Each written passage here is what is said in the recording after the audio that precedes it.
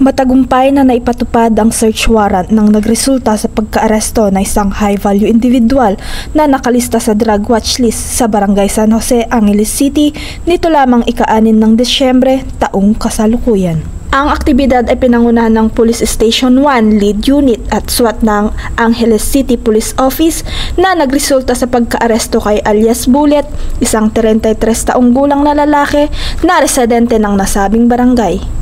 Nakumpiska sa nasabing lugar ang 25 sachet ng hinihinalang shabu, isang not-tied transparent plastic ice pack na naglalaman ng hinihinalang shabu, isang itim na sling bag, isang brown na leather sling bag, isang itim na pouch at isang timbangan.